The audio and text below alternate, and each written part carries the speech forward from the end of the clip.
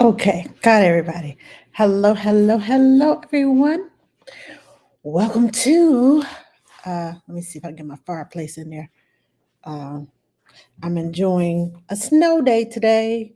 It snowed here in Austin area, so we're having a snow day, and um, so yeah, I'm enjoying my fireplace. You probably can't see it on.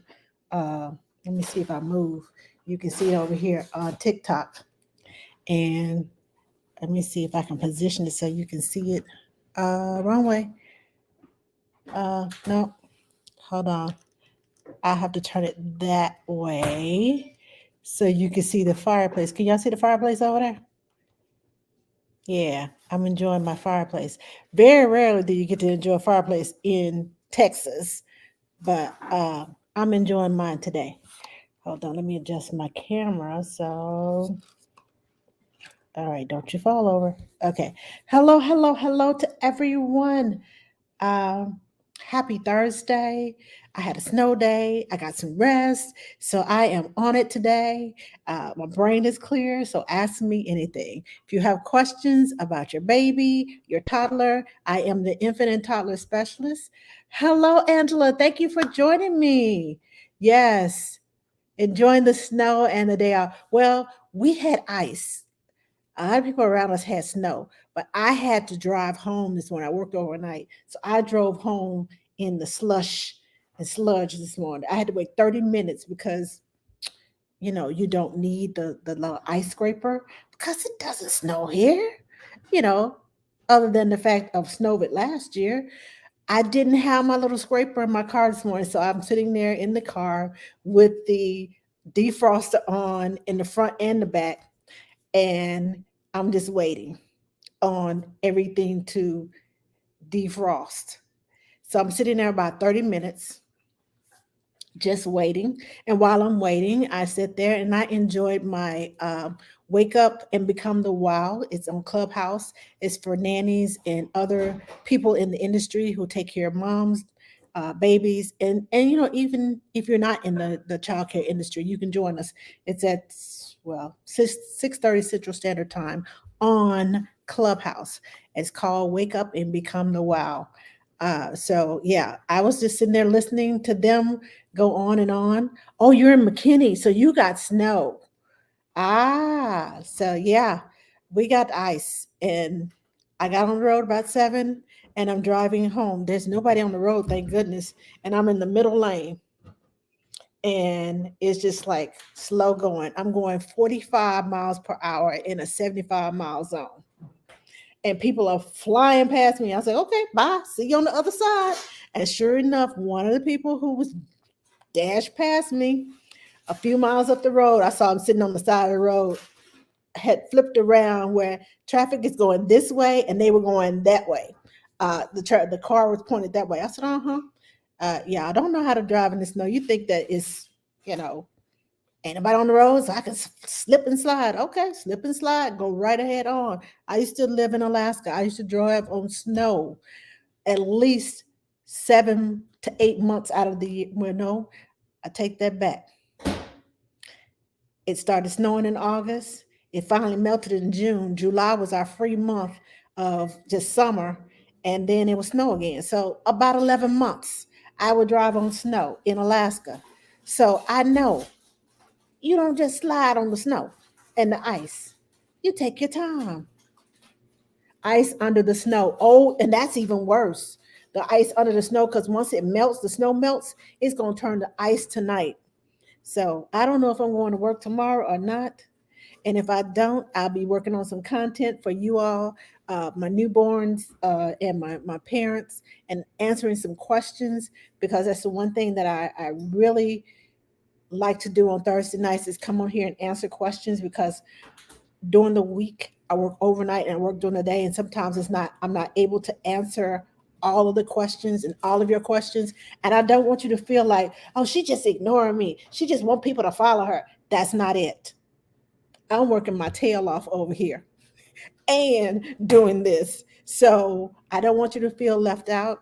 I want you to feel like your questions are valid, and I try to answer them. That's why I am here on Thursday. because sometimes it's just better having an explanation than a video, because I can't explain everything in the video like I want to. And it's like, okay, even 3 minutes is not long enough. So that's why I keep getting questions on top of the questions that I answer. Well, what about in this situation? What about in that situation? Well, I couldn't explain that in the video. So here I am to explain it. Hey, Toya, how are you?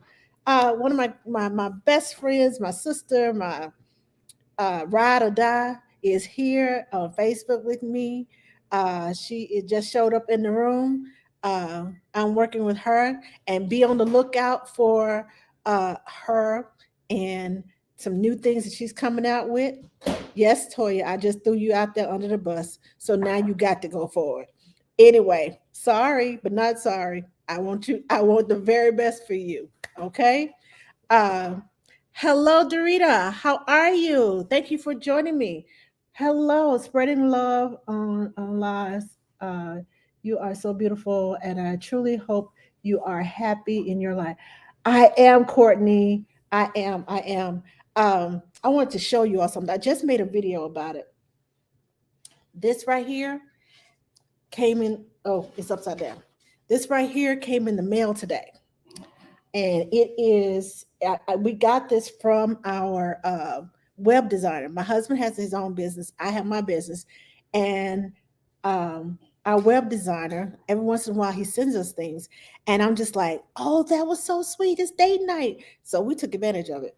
I couldn't put the pizza on here though. It's just too, I want to hang it up somewhere, but it says Sam and Angela's Pizza, and on each one of the slices it says, this one says share a secret, and it says give a hug and have a movie night, uh, sing a love song, plan your next date, share a kiss, and share a happy moment together. Can y'all see that over there? I'm sorry, I'm neglecting my Instagram people. And tell a joke.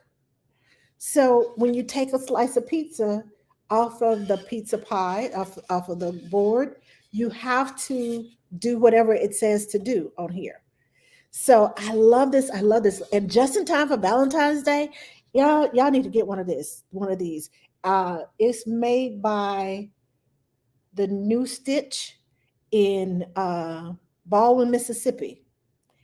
And I'm sure that they have more gifts like this. That, if you're stuck at home with it snowing, because I'm not so sure Snowvid is not coming back next week because it's almost the anniversary of Snowvid. Uh, it happened on the 14th. Matter of fact, it happened on Valentine's Day. So we were stuck at home last year. So yeah, order it so it can get to you. I'm surprised it came in today with all the ice and snow. But thank you, Charles from CL Media, CL Henry. I was like, no, wait a minute, let me get it right. CH Henry Media. He is our web designer. You can find him on Facebook under CH Henry Media. CH Media. You can find him on his website. But he does awesome websites, y'all. And my husband and I just love him dearly, love his family.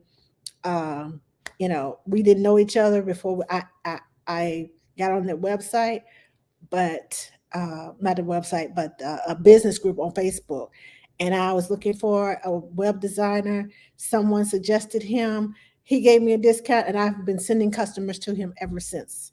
Um, Anybody that needs a website, I send them to it because the SEO on point. The maintenance kit, today he called to tell me something that I didn't even know was going on with my website. They worked on it for hours, got it straight, and boom, here I am. So, yes, this is a shameless plug, but it's my channel, so I can do what I want to do. And he keeps up with my videos, my everything that's on my website about what I'm doing now. So I feel it's very relevant to shout him out. So you do what you want to do on your site and your channel. Here I am to do this. So I'm shouting them out. Okay. Let me see. I got so many. Good Lord, y'all been writing, typing. Okay, hold on. Jenny said Elizabethtown, Kentucky is getting the ice now. Oh, wow. Uh, hello, Ellie, El Moon. My son started walking at 9 months. He's 10 months old and running now. Ha ha. I'm so proud of him. I am too. Way to go, little man. Hello, Miss Marissa. How are you? Thanks for coming. 35 weeks pregnant with my first. Any advice for a new time mom? Okay, Toya, I'm gonna ask you this question. Toya's on Facebook, so I'm gonna ask her to help me because I always forget stuff. Toya and any other nanny that's on here, help me. Advice for the new mom, because see, I know I have a limited, when I say a limited experience, I've worked with a lot of families, but I've worked in certain areas. So anything that I forget, I know my nanny friends will come in and say, "Well, don't forget this, and don't forget that, and don't forget this." So just hang on to that question. Uh, Jaleesa, Jaleesa, uh, is it Jaleese? Hang on to that question. I'm getting some answers typed in right now. Uh, British Native Oz says, say yes to any help offered anyway. People will volunteer to help. Trust me, you want them to help you in any way possible. You want to get that help. Okay. Uh, so say yes to the help. Also, uh, remember to breathe. Remember to breathe. A lot of first time moms get overwhelmed with, oh, did I feed him? Oh, am I doing this right? Am I doing that right? Love your baby. Love on your baby. And when you're loving on your baby, just breathe. Ask for help when needed. Have a friend. If you don't have anybody working with you, have a friend that knows you or your husband that can recognize signs of postpartum. When I say signs of postpartum, meaning that your personality kind of changed a little bit, or some moms, they start talking crazy and it's not their regular personality. Have someone that knows you that well that can say, we need help. We're going to get you some help, and have them to uh, get them now so that you can have that conversation, so that when it happens and they say we need to get you some help, they are not trying to gang up on you. They are trying to actually help you, because postpartum can be rough if you're not used to it. And even if you had a child before, postpartum comes differently with every child. I didn't have it with my first child. With my second one, everything just went so fast, and he got sick at 6 weeks that I don't think I had time to process it all. But after he got well, about 7 to 8 months, when he finally kind of just cooled out and I stopped worrying over him, I just felt all the crazies come in my brain. I didn't know what was going on. I was like 22, 23 years old at the time. So I had no clue what was going on. And it was postpartum. And I just kind of modeled my way through it. Wish I had help. Wish I had somebody say, please notice that if I'm, going to the left, wait a minute, that's right, going to the left, please notice that if I start talking crazy or I start talking about things that I don't normally talk about, please check me. Please check up on me. Please come see about me. Please come take these kids for their safety, if not mine too. Because it is I like to call it a booger bear. And if you ever talk to kids about a booger bear, they see it as this big scary monster. Yeah, Postpartum can be a booger. It can have you thinking things. I remember sitting at the computer holding my head like this. And my husband's like, "What's wrong with you?" I said, "If I don't hold it in, it's going to all come out." He's like, "What?" I said, my brain, if I don't hold it in, it's going to all come out. I didn't realize I was going through postpartum. I just feel like I was going crazy. And literally, I felt my brain like seeping out of my head. And I was sitting here at the computer holding my brain in. I did not know that was postpartum. And it took that for somebody to recognize she needs to go to the doctor. I went to the doctor. Not only did I have postpartum, but I had fibroid tumors. And they were messing with my hormones. So you add postpartum and fibroids together, man, that's a whole nother story. But make sure you got somebody that's there that can recognize that for you. The British Nanny in Oz says, try not to compare yourself to others. Yes, everybody's baby is different. And just because as a newborn care specialist, I've had someone tell me, I want my baby to sleep 12 hours a night by the time they get 9 weeks old. I'm like, do you know what you're asking? You got a lot of cry out going on. You got a lot of cluster feeding in between there. Your baby is just born, and you have expectations, those high expectations already of your child. Let your baby be a baby. If you start sleep conditioning from the beginning, they will naturally fall into a rhythm. Naturally fall into a rhythm of sleeping. But it takes time, it takes practice, it takes consistency, and it won't get done overnight. So don't compare you and your baby to somebody else's. Well, my baby did this. Well, I had that, and I did this. And they make you feel like this small. Don't do it. Don't let anybody make you feel this tall. You are a great mother. You were blessed to have that baby. You are a great mother. Okay? And let's see. What else? British Nannies of Oz said rest is most important. Rest is more important than washing up. I totally agree.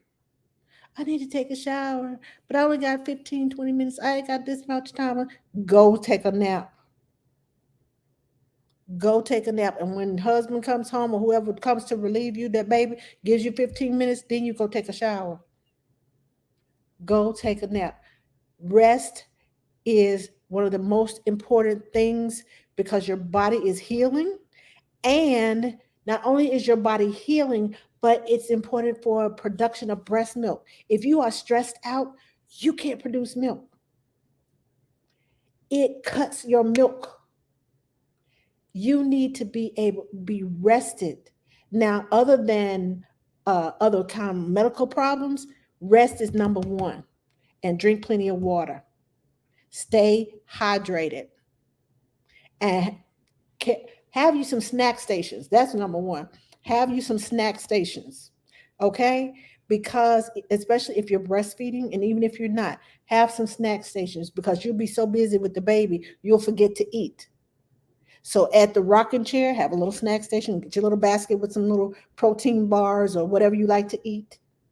Some water, a cup of water, a bottle of water, uh, have fruit in the kitchen, take a banana in your pocket. I wear scrubs. So I keep a banana in my pocket because I know if I'm going to be dealing with a newborn baby, if I'm working 24/7, I will never do that again. But if I work at 24, I keep a snack in my pocket so I can eat along the way.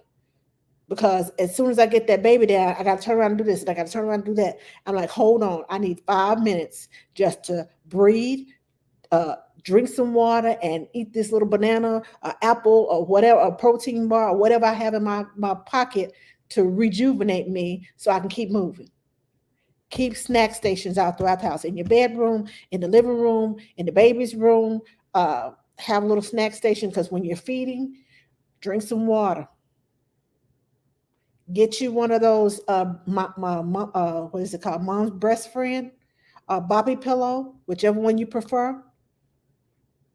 It helps because your arms will get tired of holding that baby. And then you get muscle cramps back here in your back and your shoulders. And then you got to burp the baby. So if you got that boppy pillow around the front of you, it helps you to rest your arm and release some of the tension out of your arm when you're holding the baby. Because if you're trying to hold the baby upright and you're like this and you're in this position and baby falls asleep and you wiggling the bottle and the baby's trying to eat and you're trying to wiggle the bottle and wake them up and tugging on their little cheeks and doing all of that stuff is it builds tension here and you'll be sore. So get you the boppy pillow if you don't already have it. It's a great investment. Um, and I use it in whatever chair I'm in. After you get done breastfeeding or even when they get older, I use it as a tool for babies who are learning how to crawl to hold up the middle.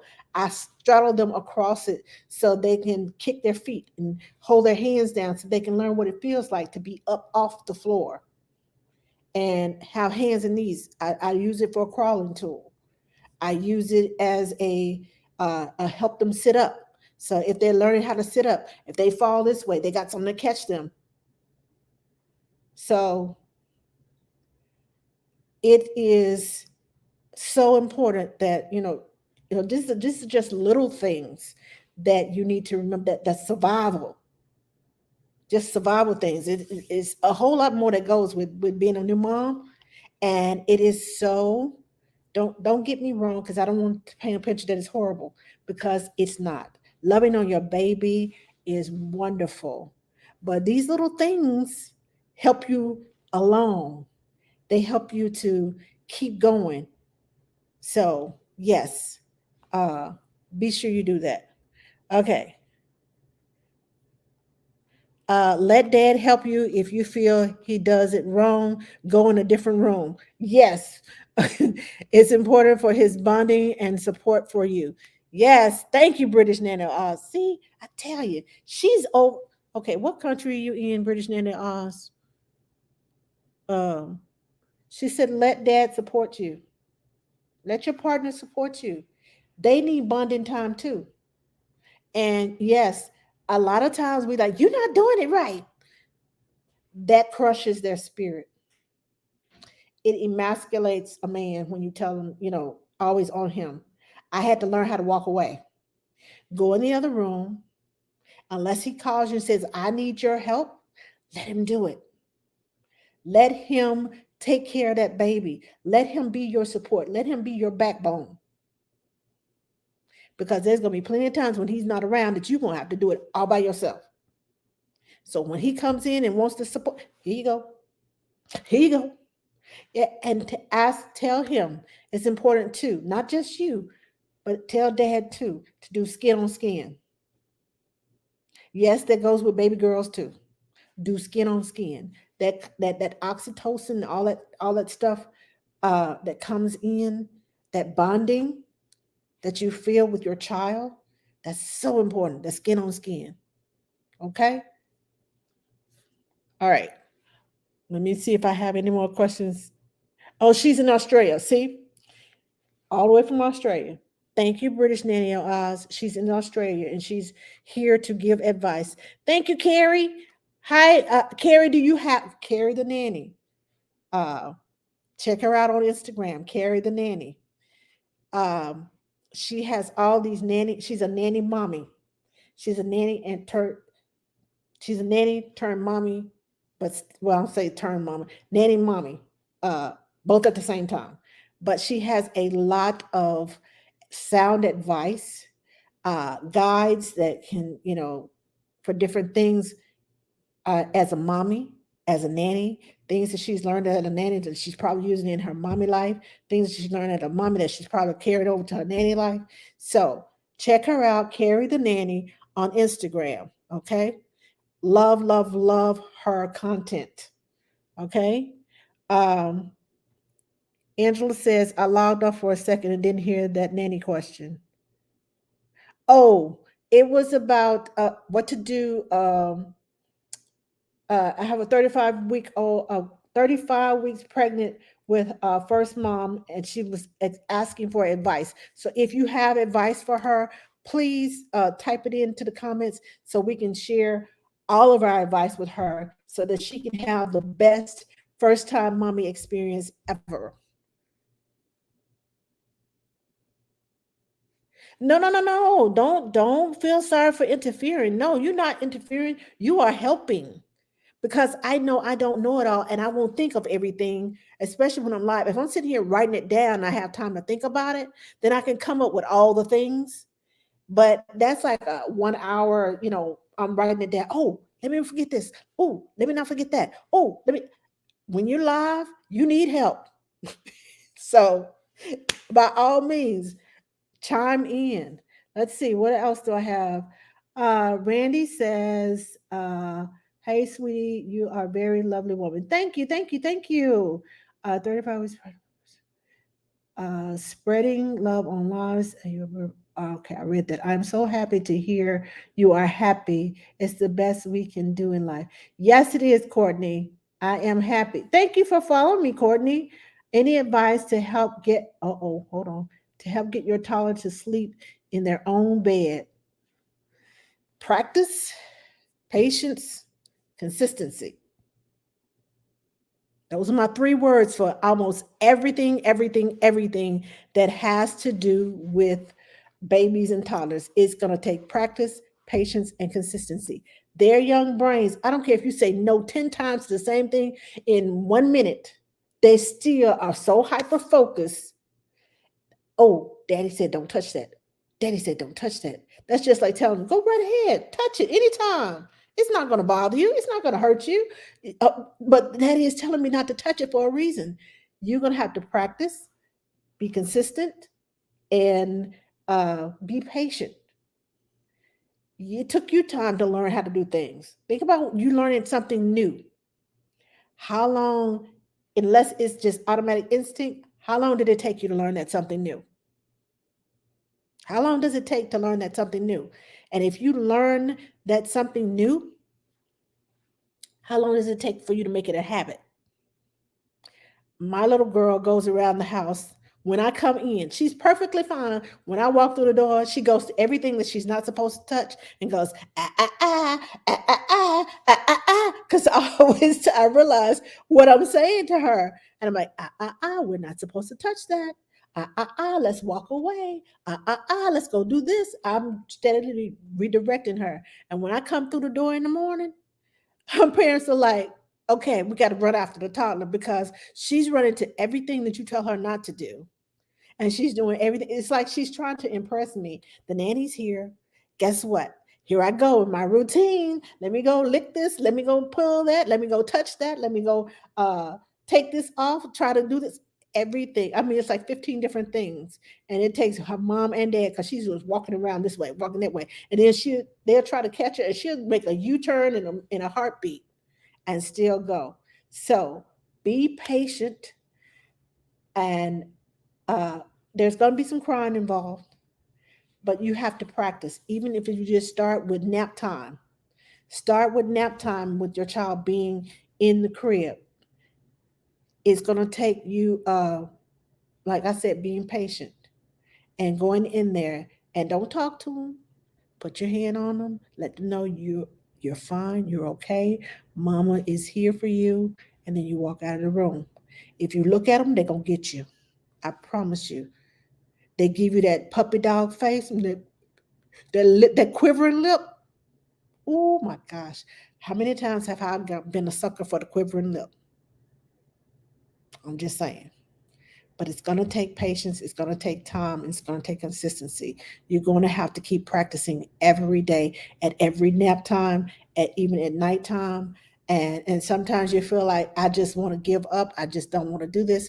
And the minute you give up, they're like, gotcha, gotcha, gotcha, gotcha. Keep practicing. Keep uh, being consistent. Let them know that you're serious and that you're not going to give up. And it will eventually happen. I can't guarantee you it's going to happen overnight, 2 weeks, 3 weeks, 1 month, 2 months, but be consistent. Some kids are harder to train than others. They are more determined to do it their way and more determined to get you to lean towards them instead of them leaning towards the way you want to do it.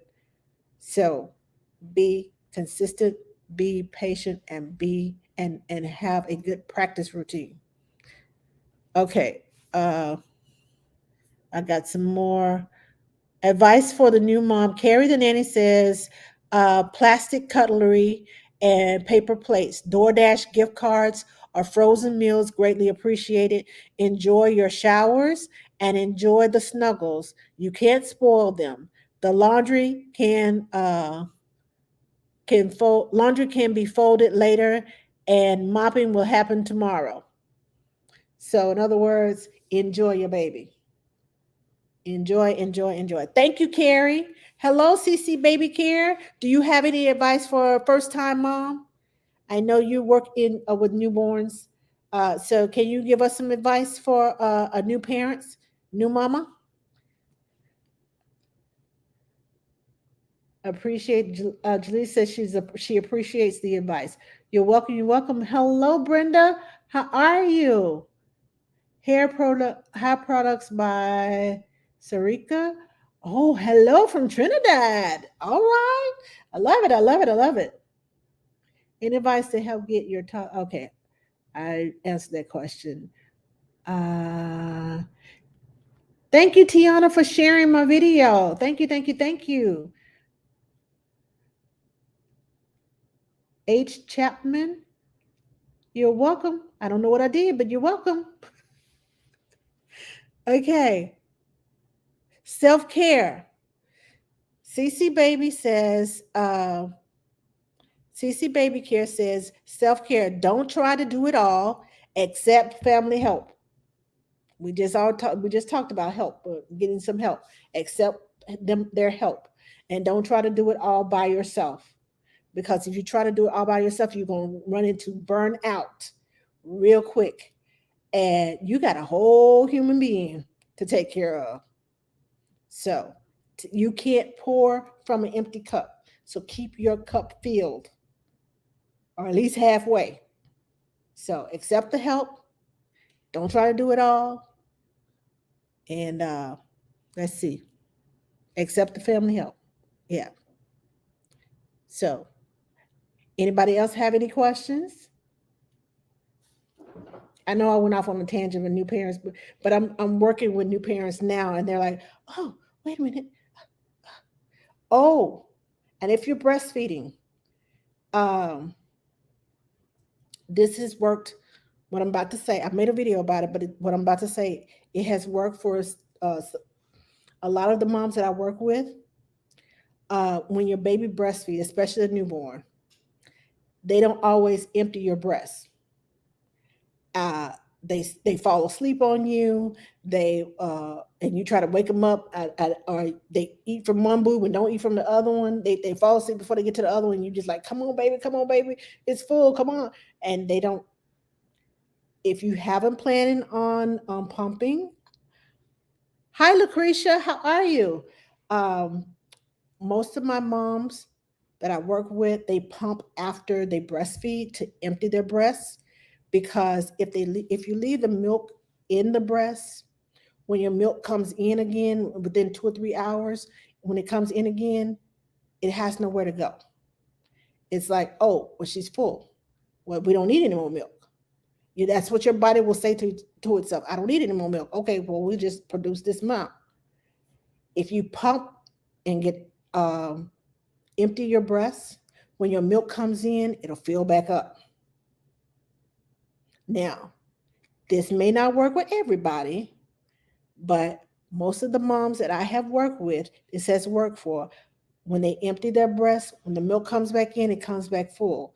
And most of the time, we have found that it's more than what the baby is currently eating. So if the newborn baby is currently eating 1.5 ounces every 2 hours, mom will pump and she'll get 3 ounces. And that's basically twice the amount that the baby is currently eating. So each time her milk comes in, it may be more than what the baby is actually eating. But what I suggested to my moms, because I'm there overnight for them to rest. Um, they pump at night and they breastfeed during the day, because you still need your baby still needs to talk to your breast. Your baby's saliva talks to uh, your breast and tells your body your baby is sick. Provide some antibodies for your baby because your baby's not feeling well, or your baby has this going on. Um, that saliva touching the breast tells the body, it's like a communication skill between the baby's saliva and the mom's breast. So be sure that you still uh, feed your baby. If you're having problems with latching, please consult uh, a board certified lactation consultant and let them help you get the latch. Sometimes it's hard to latch when it's hard to latch when a baby has a tongue tie or a lip tie. So if you feel that that is what's going on, talk to that. There are pediatric dentists that do the lip tie, the tongue tie. Talk to your pediatrician about who they suggest as a uh, a dentist, or if you know someone who's had a tongue tie or a lip tie, their child has had one, talk to them, ask them who they went to. And if you're in a different city, I'm sure doctors talk to one another. They go to conventions and they exchange business cards. So one dentist here in Texas might be able to tell you about somebody if you live in New York. Yeah, here's the person that best person to go to in New York. Go have a talk with them. So make sure that you are in communication with other moms. Other moms will help you. Um, but again, don't compare yourself to them. They can give you advice and tell you about their experiences, but just know that you and your baby are totally different individuals, and that's why I say this information that I'm sharing right now, it may or may not work with you, but I have seen it work with about 90% of the moms that I have worked with. They pump at night and provide me the milk, but make sure that you have an established um, latch. Your baby will latch on, and use the preemie nipples or whatever bottles you choose to use the preemie nipples. And I say use the preemie nipples because they have the smallest hole and they have to work harder to get the milk out of that bottle, which it emulates them latching onto you and have to work hard to suck the milk. Because if you go with a larger flow nipple, your baby's not going to work as hard, and then they're going to prefer the bottle to your breast, and then you start losing. So you want it to be kind of equal. Breastfeed first, and then pump afterwards. And if you have someone working with you overnight that you want to uh, to help you, to help so that you can get some rest and let them bottle feed, let dad bottle feed. Make sure you establish that latch first. Make sure baby is eating well first before you do that, and make sure that before the baby comes, that you get those preemie nipples if that is your plan. Be prepared. That's what I'm saying. Uh, I just said that. Okay. British Nanny in Oz says, also see your mother's group friends. They can be a great support. Yes, your mother's group. And I just said that. She just said the same thing. I just said, great minds think alike. And Angela Reed said, British Nanny of Oz gave so many good pieces of advice. Thank you, British Nanny in Oz. See, people in other countries. I love my community. I love how we come together and we help one another. I love it. I love it. I love it. That's why I love doing what I do. I love working with babies, but I love the nannies and the mannies who work with the babies, who work with the kids. Love our community because we know how to support one another. There's room for everybody. One nanny cannot do it all, and I don't pretend to do it all. I just, people come to me and ask me questions, I go to them, ask them questions because I know I don't know it all. I haven't been in every situation. So I can't tell you what happens in every situation, but I can get you some answers. I can go to my community and say, listen, ladies, this is what I'm dealing with. This is the question that I have. Hit me up with spam me with all your answers so that I can share them with you and I can tell you what they said. And that way, I don't know the total situation because who does? You know the total situation. But you are able to tell me and you are able to, okay, so here's list of things 1 through 10 that this might be. And I got this from I gathered this information from several different my nanny friends. Here you go. Do with it what you need to. The ultimate goal is to help you. And the ultimate goal for you is to take the information, use what you need, and put the other aside for next time in case you need it again, sometime later on down the line. But I love it. I love it. I love it. I love our group. And it's not just nannies. I work with postpartum doulas. I work with doulas. I didn't work with lactation educators and birth doulas. And everybody's always asking, and I'm always like, okay, well, try this person. Go try that person. Go try this person. I've had families and mamas on TikTok and Instagram and Facebook ask me, can I find a nanny? Yes, I know several people. Okay, try this person, that person, that person. If they're busy, try this person. I like to connect the community together, and because I can't do it all. And my specialty is not all of what is being asked of me.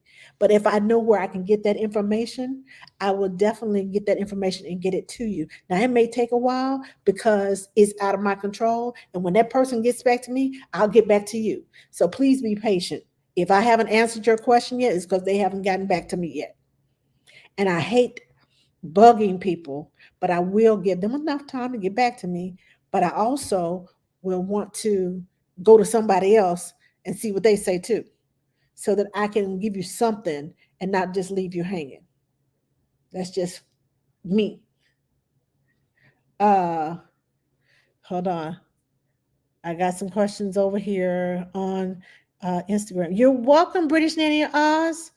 Uh, I've been around for a while. Yes, yes, I love it. Okay.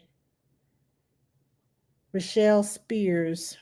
So, how to deal with one who usually works is now at home. Nanny mom who your mom boss who usually works is now at home with baby and is causing problems for me as the nanny. Also, I love your content, by the way. Thank you, thank you, thank you. She had a huge breakdown today and it was terrible. Oh, wow. You have the same question. I was going to make a video about that tonight because that's a 5, 6 part video, but I'm going to tell you right here, right now. I have a lot of parents. I have worked mostly,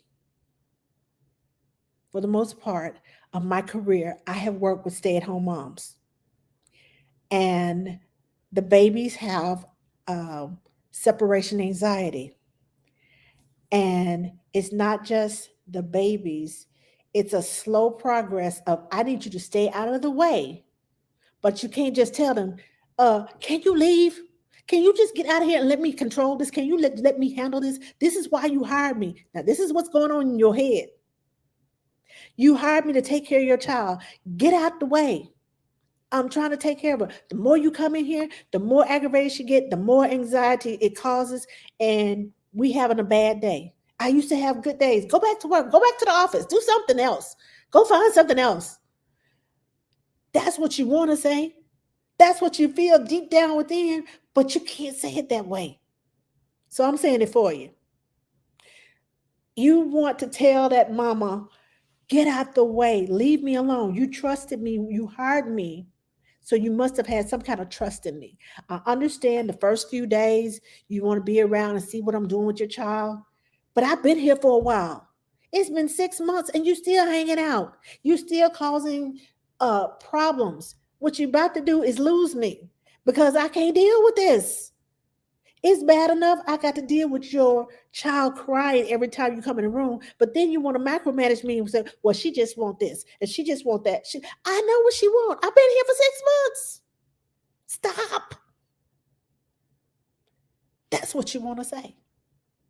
I've been there and done it too many times.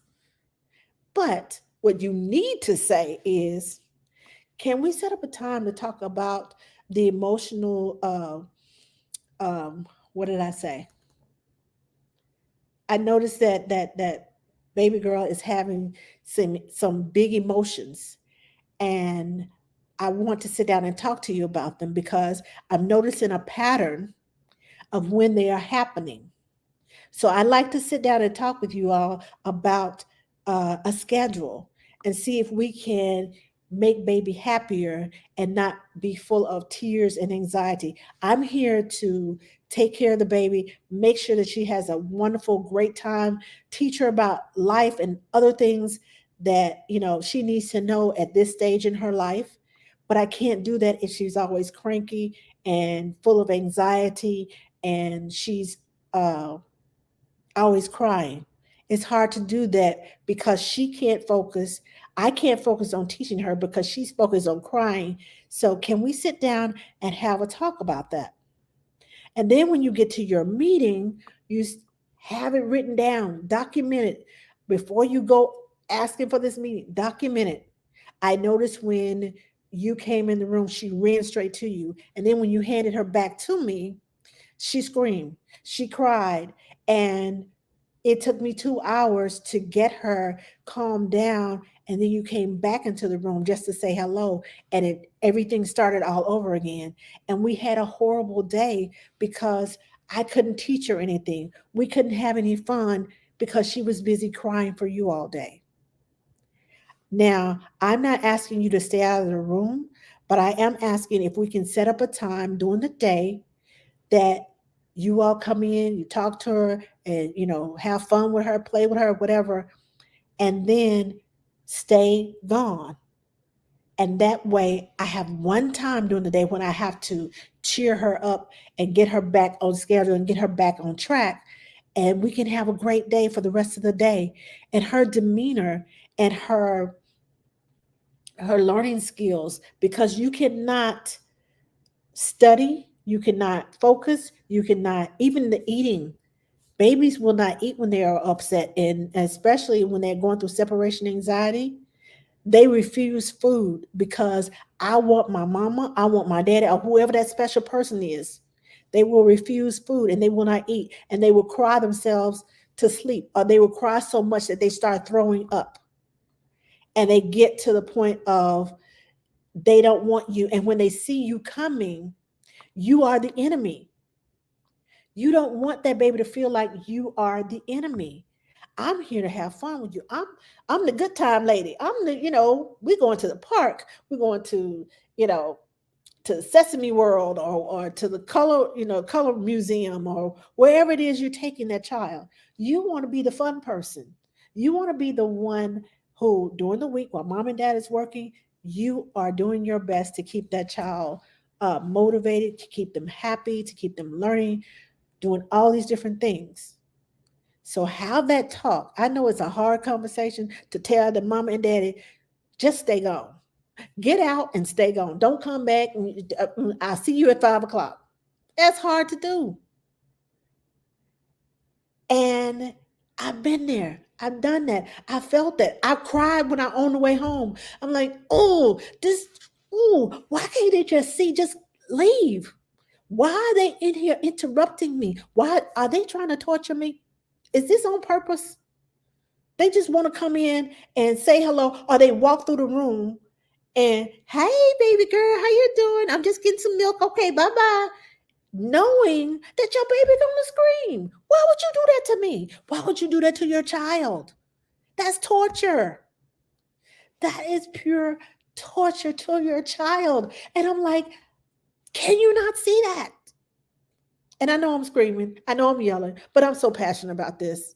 I am so passionate about this because it happens a lot to nannies. So if you are a parent listening and you have a nanny, And if you are a nanny listening and you have a parent like this, it's time to have a talk. Or else it's time to move on, because that affects your well-being. That affects it crushes your heart. It makes you want to cry. It makes you want to scream, make you want to hit somebody. You want to act like the toddler. Because the toddler, when they get mad, they bite or they hit or they scream and they yell and they throw stuff around on the floor and they roll on the floor crying and screaming. That's what you want to act like. Let me show you what your child is doing.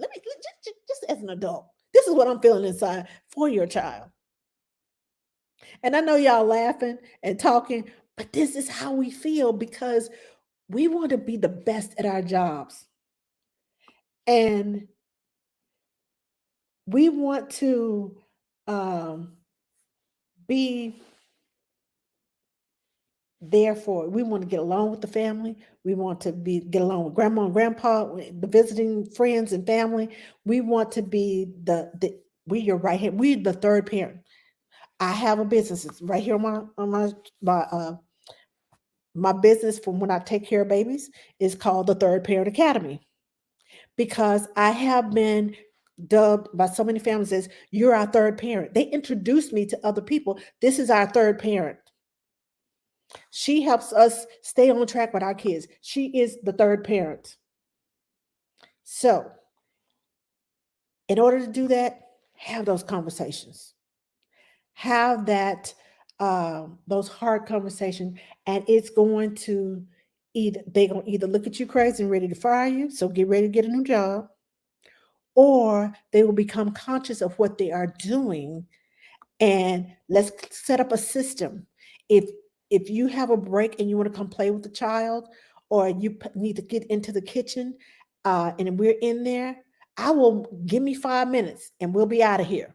Give me this minute, and you can avoid that without the child even knowing that you're avoiding mom and dad coming in the kitchen. Go do what you need to do. Set up lunchtime differently. If mom and dad need to have lunch in the kitchen and they're working from home, set up their lunchtime after mom and dad's. I set up many lunches. Okay, so you all eat at 11:30, and baby girl and baby boy or the twins or whatever child I'm taking care of will come in at 12:30. Is that enough time for you all? Because I can give them early morning a snack before nap time, and that way we can eat lunch after nap time, after that 2-hour nap. They give you enough time to get in the kitchen, get your things, and do what you need to do.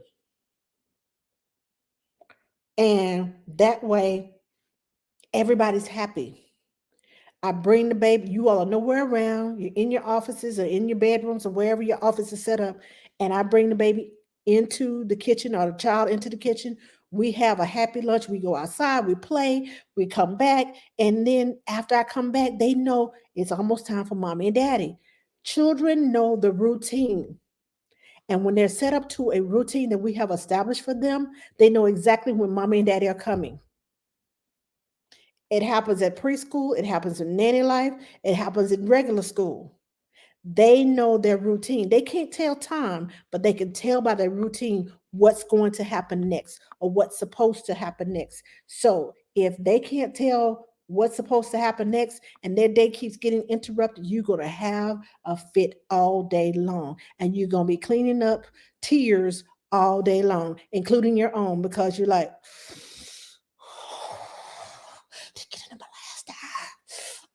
and you go in the bathroom and you have this little moment to yourself and you just like, I've done that, been in there, done that. And I'm just like, breathe, Angela, just breathe. It's 3:00. You get off in an hour. Just breathe. It's going to be all right. That is something that some parents, they're not conscious of that. They don't realize that this is happening. They just living their lives. They're just doing what they need to do, not realizing that it's interrupting your day, it's interrupting what you have planned. You hired me. Well, I need you to plan stuff for my kid. I need you to make sure they're doing this, learn their numbers, do this. I am a unconventional teacher. I don't plan lesson plans. I learn through play. We learn through play. We go to the grocery store. What's this? It's a banana. What color is the banana? What letter does the banana start with? We learn through everyday life things that are real because children associate with real. I remember the first time a parent came in and she said, "Did you teach her about bananas?" I said, "What you talking about?"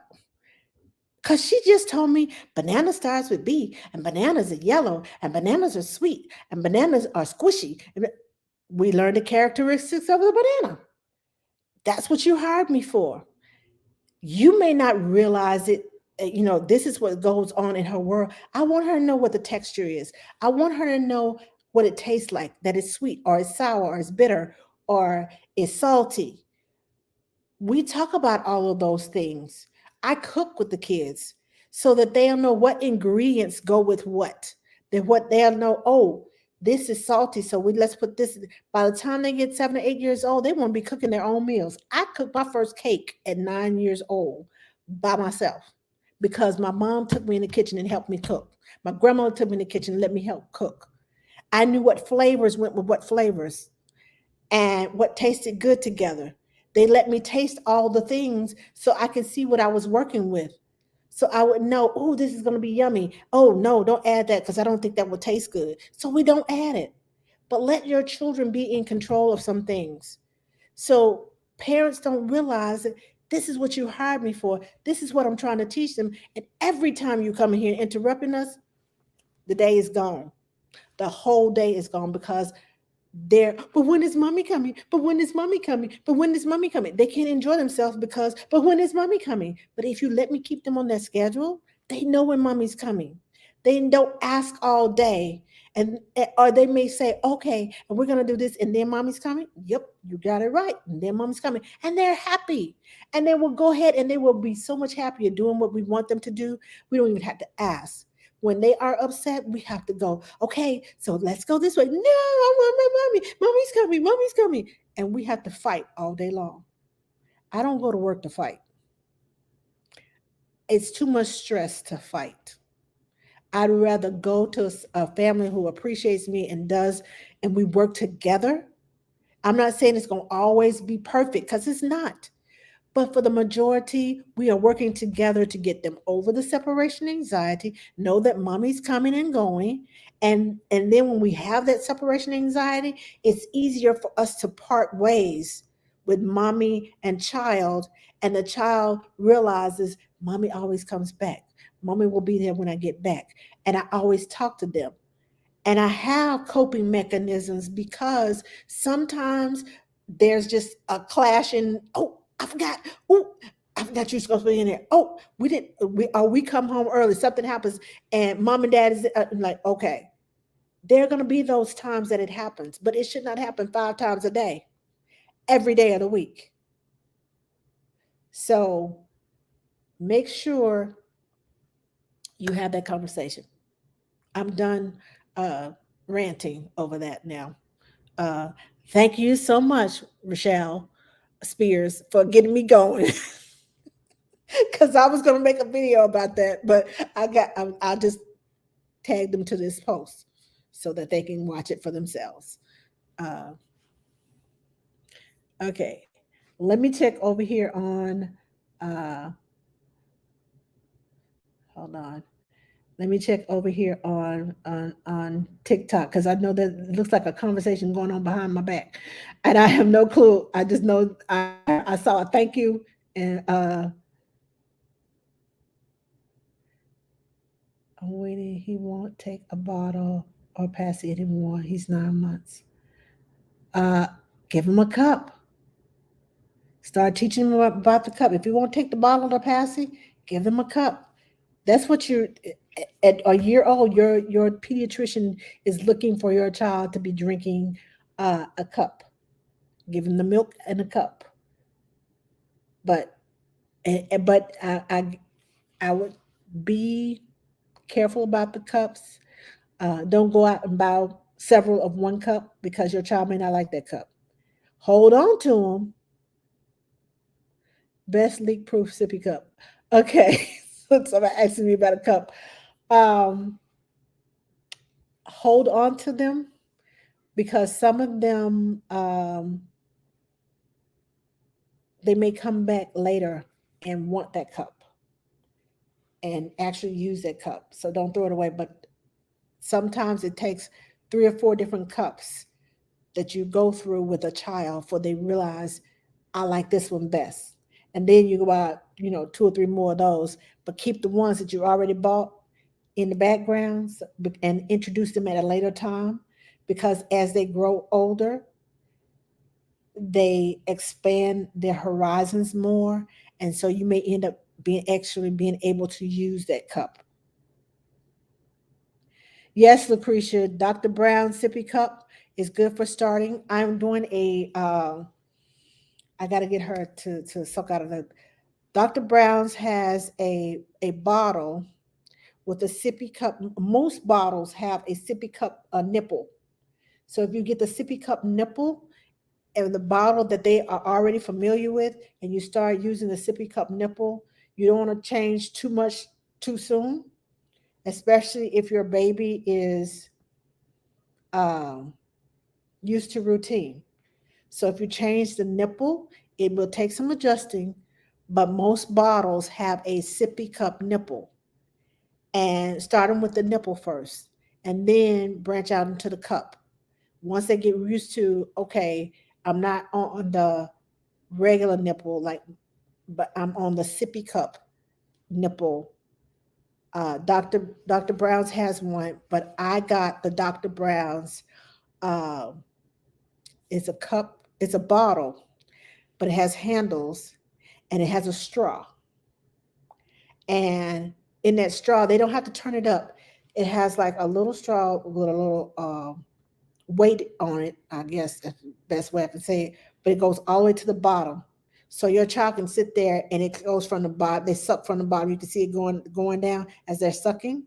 So they don't have to turn it up trying to get all that last little bit out of the bottle, out of the cup. That weight is all the way down at the bottom so they get every drop. I love that cup. It's a Dr. Brown's.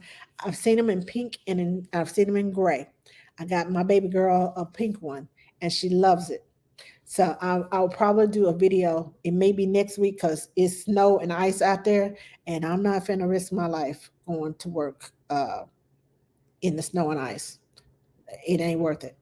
But it'll probably be next week before I make that video. But I will make the video for the cup, uh, that sippy cup. Okay, I'm get.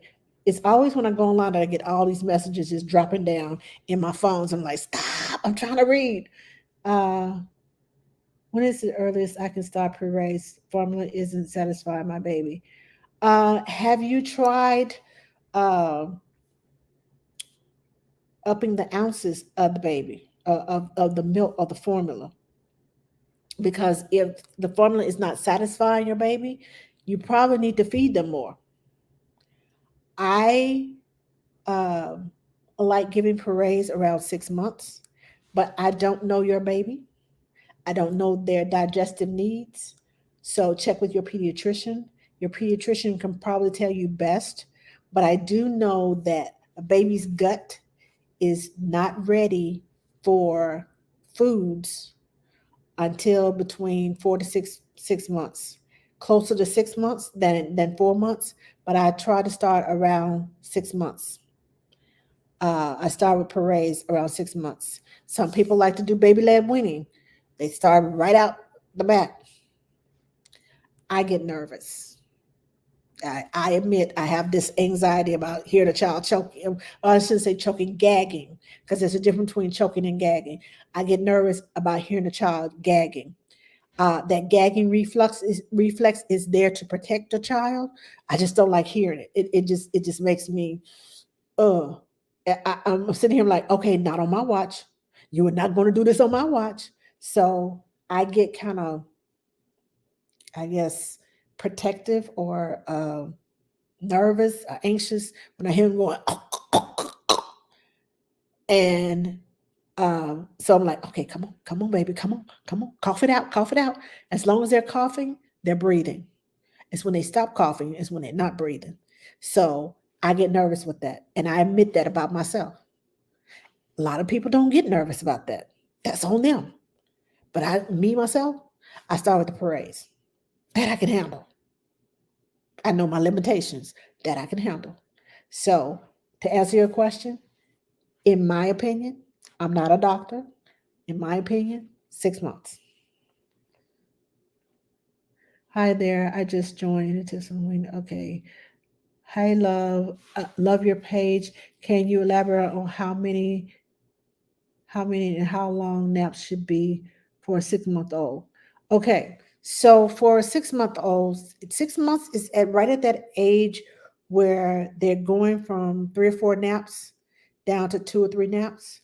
Um, I like to do that 90-minute schedule with my babies from like 8, 9 weeks to about 4, 6 months. So 6 months is right at the time when they really are changing. They're crawling, they're rolling. Well, some of them not crawling, they're trying to crawl, but they're more mobile.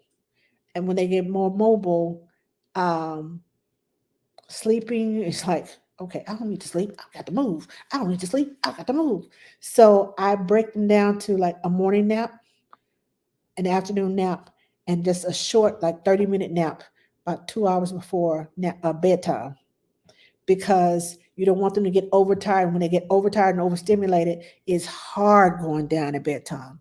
So for 6 months, if you notice that they're not really sleepy at the time that you've normally been putting them down, and so it may be time to change their schedule and give them a morning nap for like an hour and a half to 2 hours, and then give them like an hour and a half nap in the afternoon, and then give them like a 30-minute nap, a couple of hours before bedtime.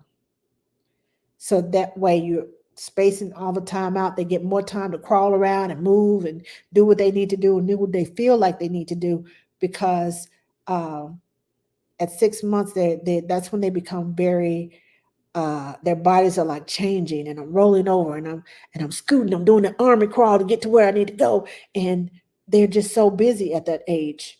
So check your schedule and see if and check your baby. You know your baby's temperament, you know your baby's needs, but 6 months is right about that time when I switch from the 90 minutes up, 90 minutes down to, okay, at 9:30, we're gonna have a nap from 9:30 to 11:30. And then we'll have a nap from around 1:30 to 3. And then maybe we'll have a nap around 6 o'clock to 6:30. And you go down for bedtime at 8:30. That's how I like to schedule it out. But in between time, you get all the tummy time, all the meals and the snacks in between those nap times. So a long, medium, and short. And then right around 9 months old is when they kind of transition from between 9 and 10 months was when they kind of drop that last nap. They don't need it. And you have 2 longer naps. When they get around 1, I would say a morning nap, a longer morning nap, and a shorter afternoon nap. And when they get around 1.5, somewhere around 16, 17, 18 months, depends on the child, I drop to one nap. One long nap is usually uh, after lunchtime. I'll feed them around 11:30. So from 12 to 2:30 or 3, that's when they sleep. And then I cut that the bedtime. If they're getting up at 3 o'clock, they're going to bed by 7:30 instead of 8:30. That way they can have a whole 10 to 12 hours to sleep overnight. Because by then they are just all over the place, walking, talking, and doing stuff, getting into stuff that you don't want them to get into. So definitely, I cut that. So it depends on your baby and your baby's needs, because not all babies are the same, and not all babies' needs are the same. So know your baby, know what they need, and act accordingly. Adjust your schedule accordingly. Yes, they can transition little by little to different stages. The same, Dr. Brown's. Yes, yes, Dr. Brown is good for starting. uh, Valerie. Yeah. Okay. Let me look over here, see if I have any questions on. I'm going to start making dinner, but this was so helpful. Thank you so much. I can't wait to watch the replay. Oh, you're welcome. You're welcome. Thank you, Rochelle, for joining me. Nanny Jamie, do you have any advice or resources for the nanny when the nanny family decides to separate or divorce? Girl, you got my heart on that one. Okay, so I know several nannies that have, uh, let me see, Nanny Jamie, send me a DM because I got to pull my resources together. Um, I have only worked with one family, but I was on my way out when they decided to divorce, and I went back and I took care of the kids a couple of times. I was just the weekend babysitter, date night. Uh, I was not the nanny, but I do know some nannies who work with children of divorced families, trying to divorce, um, and it's heartbreaking because the nanny is caught in the middle, and you don't want to choose sides, and the only side you need to be on is the kid's side. And the family start acting the fool, you let them know, look, these are your children. I'm responsible for your children. You made me responsible for these children when you hired me, and I'm not going to let y'all ruin them. So y'all need to get your act together. And I know that's harsh, and you don't need to say it that way. But Michelle got me on a roll. And y'all probably have never seen this side of me. But Michelle got me on a roll about the separation anxiety. But DM me, and I will get you some nannies together um, who have dealt with children of divorced families or families that are going through a divorce, and I will give you.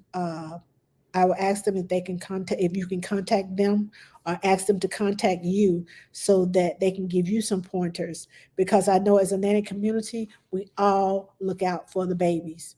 Y'all grown, y'all make y'all own decisions, but these babies are in the middle of this, and that's who I'm here to protect. And that's who you are there to protect, is those children. So I will get you some people that have much more experience than I do at that, to talk to you and give you some pointers, or even just send you some tips. If they just write it out, send you some tips that you can try and talk to the parents about. So, like I said, DM me about that, okay? Hello, hello, hello, everyone. Hi, Queen. I'm starting to nanny a new family soon. Yes. All right. Have you ever had a family where you didn't connect with? Well, yes, I did. Um, it was back when I was early a nanny. I did not connect with one family. I went for the money. Oh, because it was like 3 or 4 months. I was like, oh, I could do this. And I went for the money. It was the worst decision I ever made. And I've never done it again. I'm nervous, but I always have the sense of discernment. And some interviews I go in, I give it 100%, even though I know at the beginning of the interview, I'm not working with this family. There is no way in the world I'm working with this family. Their values are screwed up, and they want this, they want that, and they want to pay you how much? No, no. But there are times when I know I can't work with that family because of my moral values, because of my schedule, or because of what I need to do for me. And I need self care. I'm too old for this now. I need some self care. And if this job is going to require me to do this, and this, and I know it's going to hurt me and break me, I can't do it. I have to refuse. I won't go for the money anymore. Um, and because the family said, well, we'll just let you do this, and we'll just let you do that, and we'll give you this, and we'll give you that. I've heard that before, and it never happens. I'm not saying that you like that, but I need to protect myself. I need to love me first. Love me enough, because I know I'm going to love your children. I know that I'm going to protect your children, but I need to love me first. And if I get attached to your children, I will neglect me, and I will go to the ends of the earth and neglect me, and end up I'll be no good to me nor to you. So yes, I've had families who I've not connected well with, but it was very few because I started listening to my sense of discernment. I started asking questions. I started getting down what I call the nitty gritty. I got down to the nitty gritty and asked those hard questions at the interview, because if you can't ask the hard questions at the interview and get things straight and you get into it, well, see, and they always make an excuse as to why they can't do something or why you can't do something. That's not going to work with me. This is not what I signed on for. So protect yourself. Okay, back over here to, uh, let's see. I work with a kid doing online school. Any tips on helping to accommodate a squirming kiddo? Okay, so I haven't done online schooling. Um, and if the teacher's not interesting and can't hold the kid's attention, and that's not your fault. When I teach, I'm overly animated, as you all probably can tell. I get overly animated because I need to keep their attention. I need to keep their focus. I need to for them to pay attention. So I find things, puppets, and different ways of getting them to interact with me as a teacher. It's important to me that they learn, and whatever I need to do as a teacher to learn. Okay, so hold on a minute. We got Toya. Toya said, "Get them fidget toys. You know the little pop, snap, and the little spinner things, the fidget toys." She said, "Try the fidget toys." So, um, yeah. See, that's why I love my community. Thank you, Toya. They always come through when I can't. And like I said, I don't have every experience, but I have so many nanny sisters and friends and family. And I said family because they are friends who become family to me. You get to choose. Uh, you don't get to choose your blood family, but you don't have to be blood to be family. Okay? Did y'all hear that? You don't get to choose your blood family, but they don't have to be blood to be family to you. Okay, Toya also says the child can take a 2-minute break to decompress. Y'all got that? So, the fidgety toys, the squirmy kiddo, the fidget toys, take a break to decompress. Make sure your child is not hungry before they sit down uh, um, to go to school online. Make sure they're not hungry, because a hungry child cannot concentrate and focus. Okay. Let's see. My daughter has the worst acid reflux. It's so hard to do tummy time with her. She's 4 months old. Girlfriend, you preaching to the choir. My son had reflux so bad that he lost half of his body weight. I know where you're going from. I know where you're coming from. And yes, it is hard to do tummy time. But tummy time on the floor, I have a video about tummy time add-ons. And I added that because of babies who have special needs or babies who have reflux. Um, look on my feed. I did it this last summer. So it would be probably around May, between May and September. I did about the yoga ball, about laying in a recliner, having them on your chest, about in the bed. I put um, the mat across the bed because it's softer and has just a little bit of give. And I know it's not conventional. And people say, well, you're supposed to do tummy time on a hard surface. But if you have a special needs child, you have to make concessions for your special needs child. So because I had a special needs child, these are some of the things that I did until he was able to handle the reflux. Um, so that's why I added it. But look on my feed. There's a lot of things that you can do for tummy time. Um, and I just like to call it floor time because if I'm getting them to exercise and getting them to roll, practice rolling with them back and forth. They don't have to be on their tummy, but you can practice left to right using your hands. I have a video on that. Things that you can do with tummy time. Use the mirrors um, to get them to interact. You need them to move. You need them to get busy moving, not just sit there like a lump on log. So, yeah, watch that video. Toya says if a lesson is 25 minutes, give them a 10-minute announcement so they know it won't be long for a break. Okay, that's for the child who is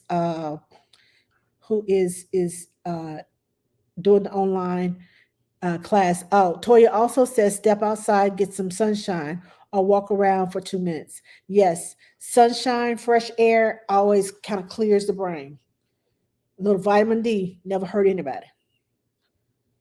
So maybe you should talk to her doctor. Okay, hold on, I missed something. My daughter, maybe you should talk to her doctor. Yes, yeah. Her doctor was worthless, saying she's just a happy spitter. What? We changed doctors. I'm glad you changed doctors. Going to a new doc on the 17th. I'm a stay at home mom. My baby is 9 months and he is so attached to me. Any tips on how I can walk away?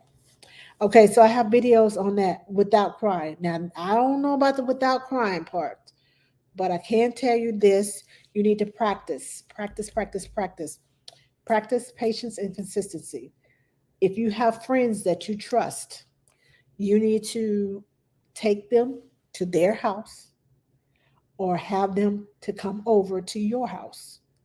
And you are all there playing and having fun and doing whatever, and you need to slip out of the room. Stay gone for 2 or 3 minutes and then come back. But you need to practice that over and over again, 2 or 3 times a week with your child. You go and come back. Your child needs to know mama's coming back. Mama's coming back.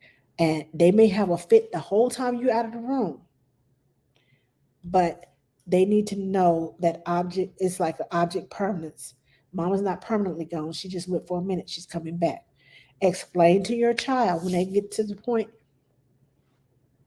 you need to explain to your child, mama's going to the potty, or listen to me, mommy's going to the bathroom. I have that. You can tell I'm a nanny. Uh, Mommy's going to the bathroom, but I will be right back. I'm going to leave you here with so and so. And they may be crying the whole time, but just calmly say that and then walk away. Sometimes, some kids, you just have to tear off the band aid and then come back, comfort them and say, see, I told you I was coming back. I went and did this and this. You have to give kids words. People think that children just automatically get words from out of thin air to explain to you what's going on with them. You have to model the good words that you want your child to say. I know you're feeling upset. I know that this upsets you, and you have every right to be upset. You can't tell your child, why are you upset? I ain't do nothing but go to the bathroom. That is traumatizing for some children.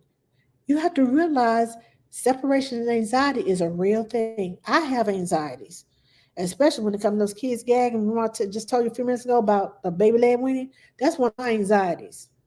I recognize that. I know that I get upset. So anything I can do to have a coping mechanism to help me with that, yes, that's what I'm going to do.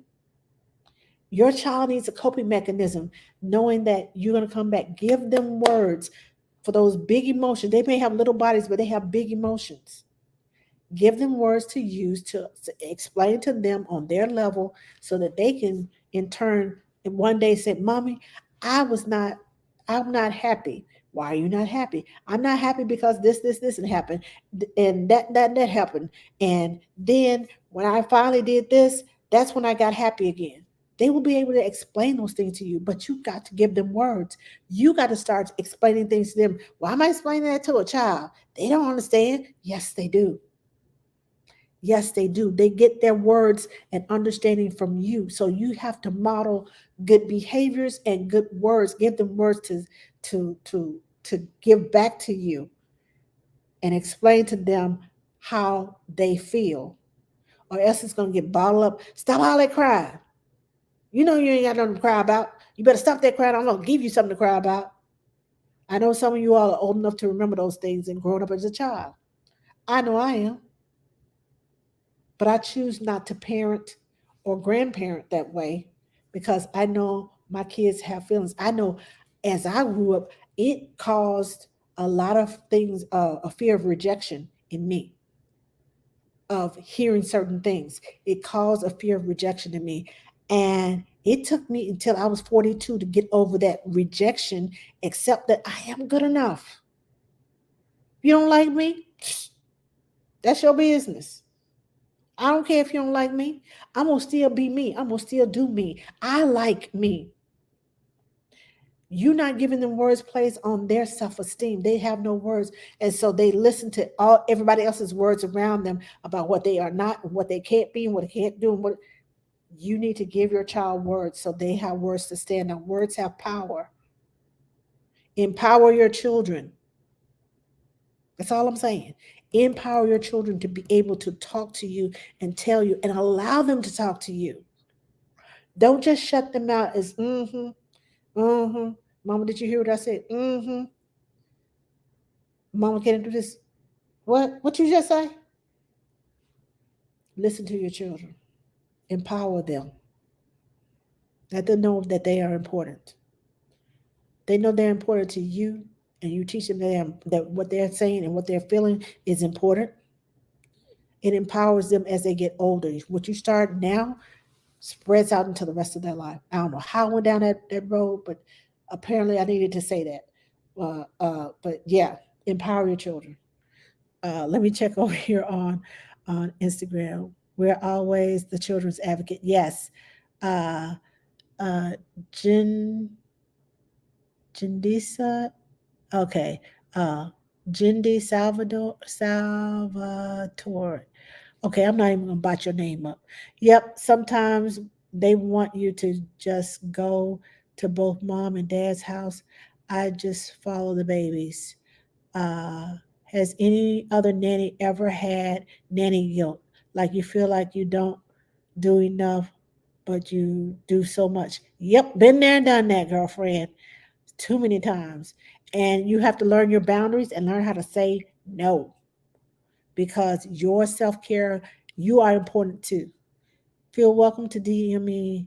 I've done lots of homeschooling, lockdowns, uh,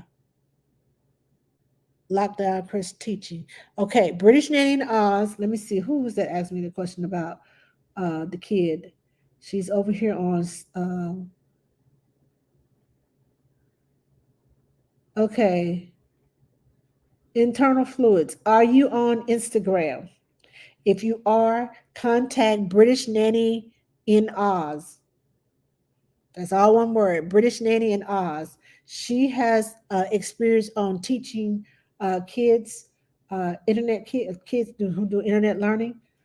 Contact British Nanny in Oz. Okay, on Instagram. British Nanny in Oz. Are you on TikTok? I'm trying to connect y'all. I'm trying to get y'all connected together. Um, I just had to let a family go because I didn't click with them. You don't click with everybody. Use your sense of discernment when you go in. And if it still doesn't click, yes, that's why you have trial periods in your contract.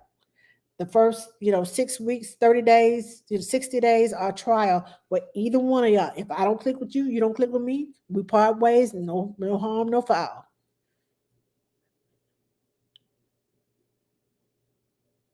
Should mom or another caregiver transition baby from breast to formula? The mom may ask you to help transition, but that's mom's decision. You're not the mom. The caregiver is not the mom. Mom may talk to you about it, ask what your opinion is about it. You give her your honest opinion, but the final decision is hers, and she has to be the one that goes from the breast milk to the formula. That's on mama. That's not your decision to make, even though you can see, oh, this would make it so much better for. Let mama make that final choice. Because if it comes back and she said, well, I only did it because you said so, you told me to do this. Nope, I gave you my opinion. The final choice was yours. So let mama make that final choice.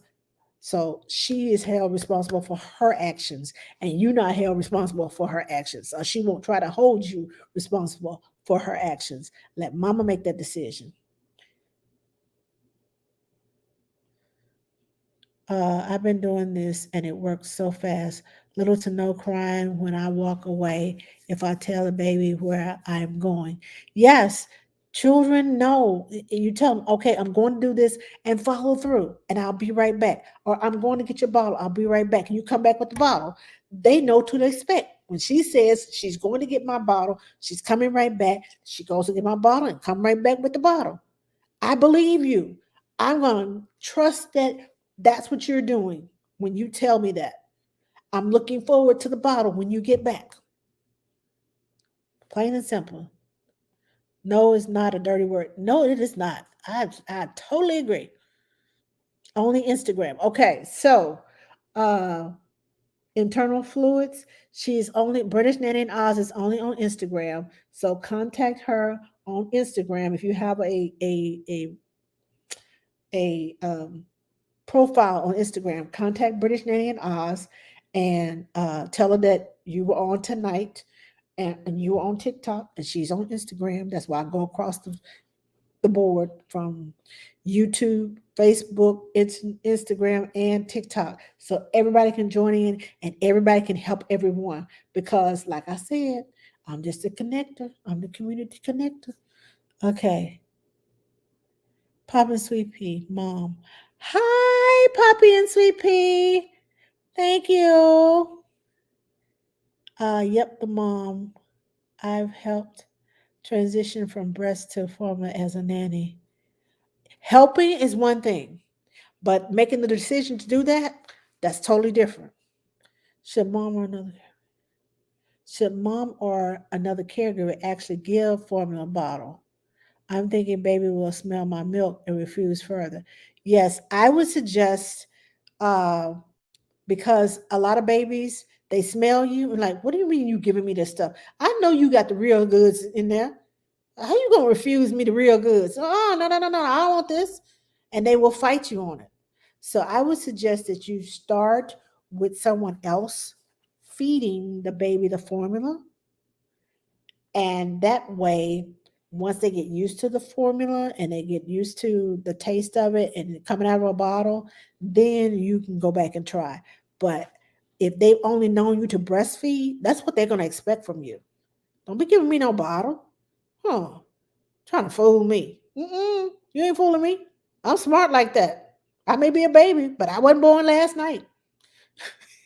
Anyway, I know I over exaggerate, but that's probably what's going through your baby's mind. So try to get the caregiver to give her the bottle or daddy to give the bottle uh, with the formula in it. And you wait, a couple of weeks until the baby's acclimated to the formula and actually drinking the formula, and then you try. And it may take longer than a couple of weeks because some babies are stubborn. They're like, no, you're not. You're not going to do this to me. So let's see. I work with a kid. Let me see.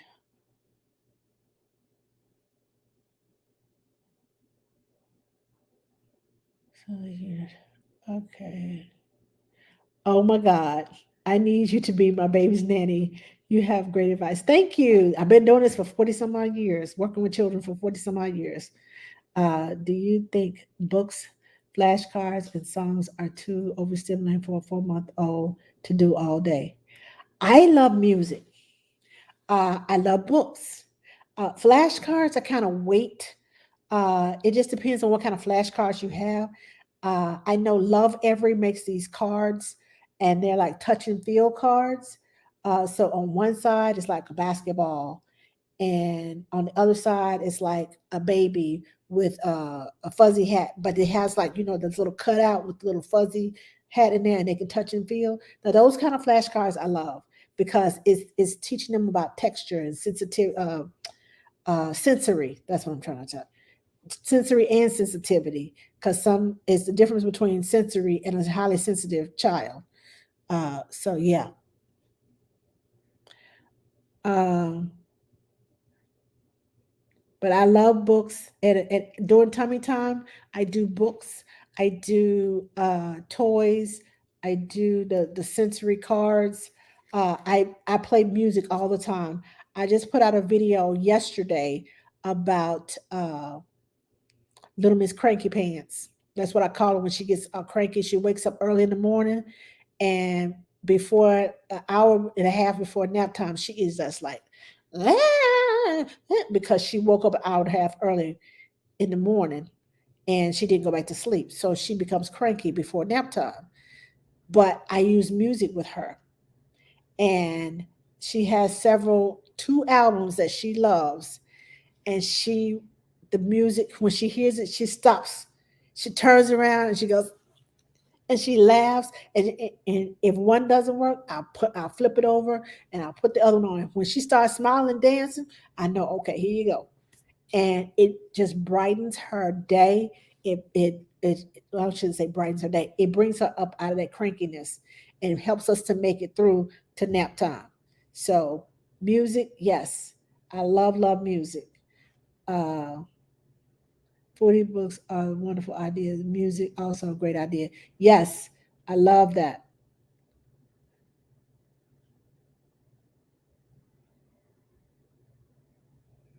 The earlier the heat, they hear stories, the better for them. Yes, storybooks introduce, uh, one picture book can introduce 1,000 new words to baby. It teaches stories, teaching about grammar. It teaches them about sentence structure, how to put those words together to ask for things. It teaches them, and the more they continue to hear it, which includes you talking to them, they learn sentence structure. They learn how to ask for things. They learn how to put the inflection in their voices. That's where their personalities come from. When you hear them laughing or trying to be funny about something, they learn it from the books. They learn it from the funny noises you make, the voice, your mothering voice. Like when I say, "Oh, I see you have this," or "I see you have that." Wow, that's a mothering voice, because it's not my regular voice. If I'm talking to her, I'll talk in my regular voice. But if I want her to get excited and I want her to do, I'm excited, and it plays into her imagination, I do that mothering voice. Oh, wow. Let's see what's going to happen here. Let's see. Let's turn the page. You think it's going to happen? Do you think this is going to happen? Do you think that's going to happen? Let's find out. That builds up curiosity. All these things are teaching your children. All these things are social and emotional and language development. All of these things, even though you may not think so, all of it relates to your child's development. And the more you do it, the more often you do it and participate, the better. Now, I'm not saying don't uh, let them play independently, because that has a part too. But when you're playing with them and you're doing little special things and you're doing that mothering voice, yes, make it count. Earth Family Naturals.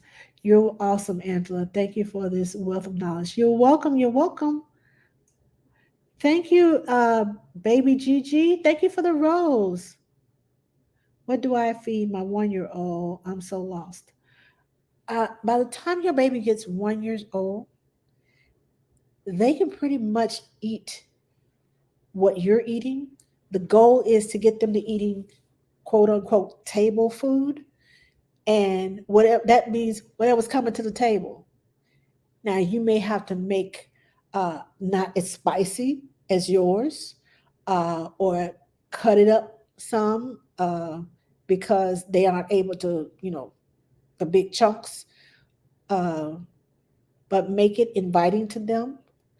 Um, so whatever you are eating, I should say whatever you're eating, because some things are not appropriate for babies.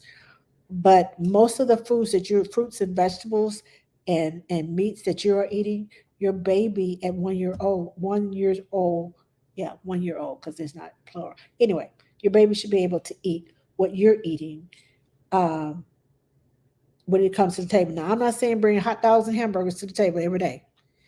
If you are making nutritious meals, pasta, uh, what else is baby eating? Yogurt with cut up fruit in it, um,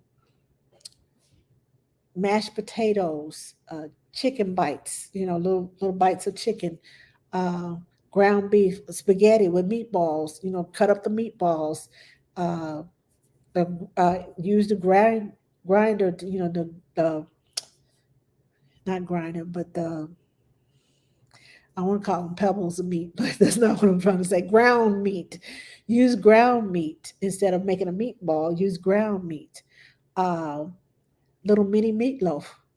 I used to make little mini meatloafs I used to cater to 1 year olds.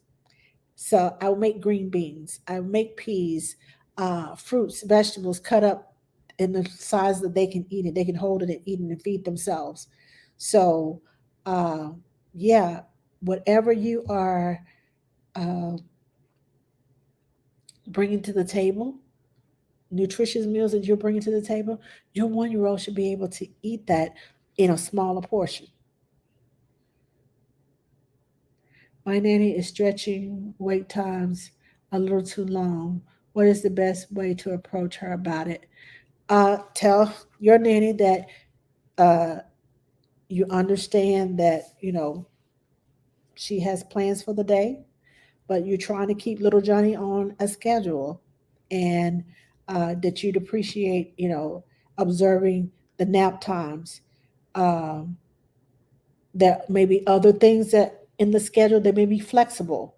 If there's other times in the schedule that you're flexible on, tell her, try doing this time, or try doing this doing that time. But I like to keep little Johnny's nap times at this time and that time, because it helps him to sleep better at night. If your nanny's not there at night, you know, and you're trying to get that child on a sleep schedule and sleep better at night, and because your baby is cranky or overtired, um, or if uh, stretch. I'm sorry, the stretching wake times. Okay, yeah, you need to talk to her about waking him up on time, because it interferes with your overnight time, his sleep at night, and you need him to stay on the schedule and sleep overnight when she's not there to help. You don't have no help. You need Johnny to sleep because you got other things to do. Not that you're neglecting your child. Uh, hey, Toya's here again, and she says your nanny is there to support the family and their needs. That's what a nanny is for. Your nanny is to support your needs, not her own needs. That's what you're paying her for.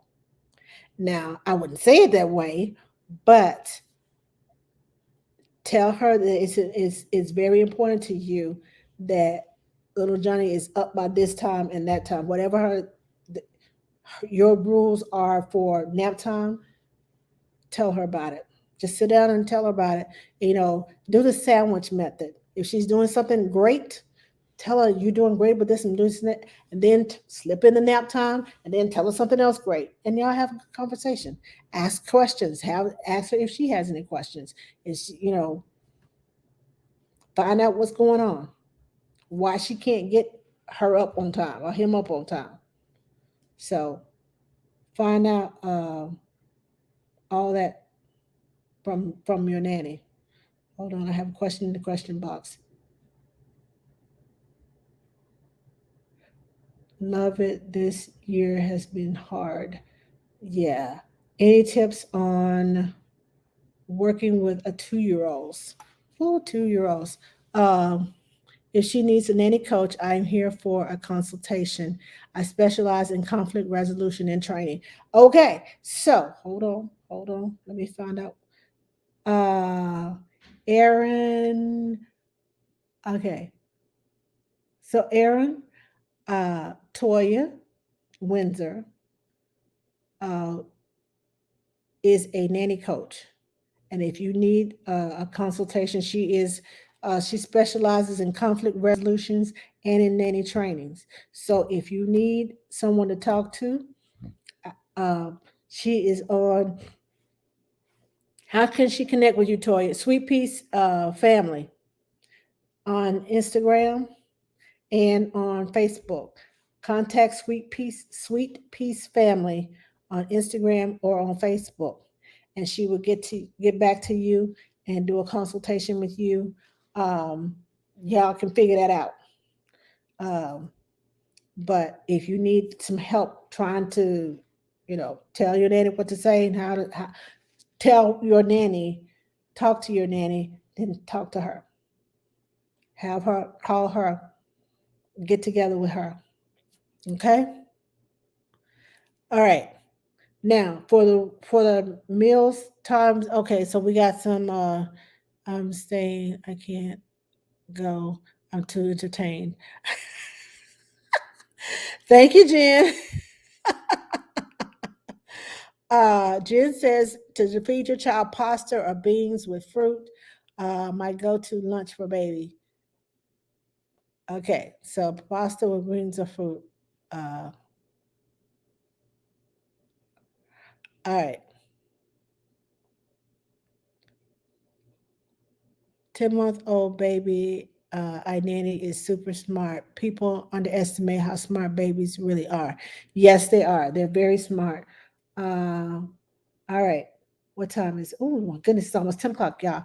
I got a few more minutes and then I need to get off of here because I might have to go to work tomorrow. Depends on how much snow, ice is accumulated out there tonight.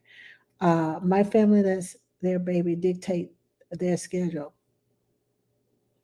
Whoa, whoa. This My family lets their baby dictate their schedule so I can never get the baby on a good nap schedule. Oh no. Oh, that's hard. That's a hit and miss. And then they're going to have problems later on with the baby sleep. I'm not going to say that. I'm not going to say that. I'm not going to speak that to life. Okay, I take that back. Um, I feel for you, Caitlin. I feel for you, Caitlin.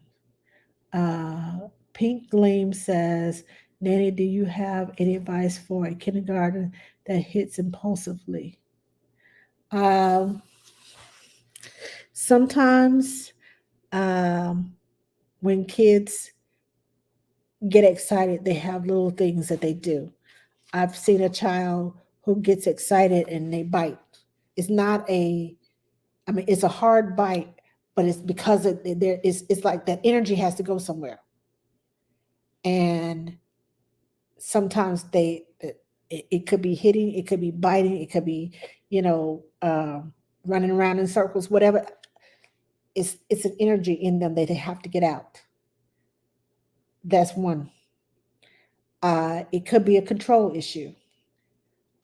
Somebody bothered him at school, or he needs to be in control of things, and he's losing control, and he feels like he's losing control. He hits because he can control somebody else, the impulse of the reaction to somebody else. I know if I hit them, they will react, and he needs that reaction. Um, what else? There may be something going on at home. It depends on what the kindergartner is going on at home, or what they're seeing at home, or what they're seeing on the screen. Because kids will not always do what you say, but they will do what they see you do. So if they're watching somebody else do something that you're doing, they're watching you do something, or they're watching it on TV, or they're seeing someone else around them do it. Is anybody else in the classroom doing it? And they think, oh, well, that's fun. Let me try that too. There could be a number of things, but I would advise you to take the kindergartner because he's 5 years old. They understand, and talk to them about hitting and how it hurts, and ask them, sometimes you have to use their reverse psychology. What if I let so and so hit you? Would you like that? And they were like, no, no, no, no. Well, why don't you like it? Because that hurts. Oh, it hurts. Well, don't you think you hitting him hurts? If he did the same thing to you, would you like it?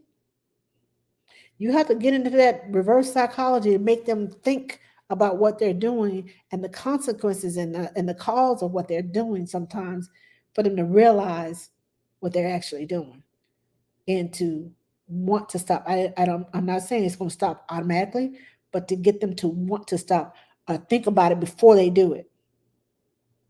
And if you see it coming, if you can head it off at the pass, or you notice a pattern of when he's doing it, he or she, you said a kindergartner, you didn't say he, wherever he or she, if you notice a pattern and you can cut it off as a pass, kind of redirect them when you see it coming.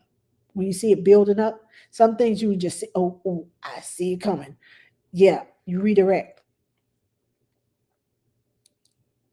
Oh, Toya says books, books, books, books, books, and more books. Yes, books tell a story. And I don't know who that's directed at, but books, books, books. Yes. Okay, bye. I really have to go to school super early. Talk soon. Okay, thank you, Jen. Thank you, thank you, thank you for joining me. Have a great day at school.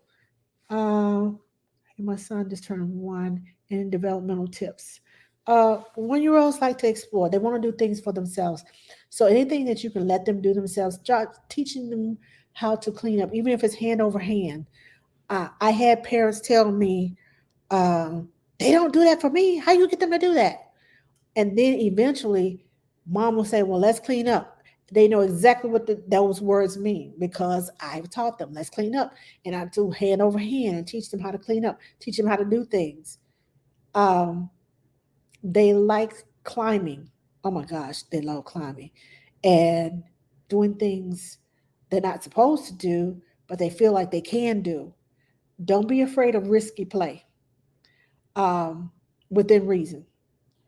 They like to take risk. They like to um, see, this hole is this big. Can I fit my body in there? And they will try to fit their body in there and probably get the head stuck or get an arm stuck or whatever, but they let them try.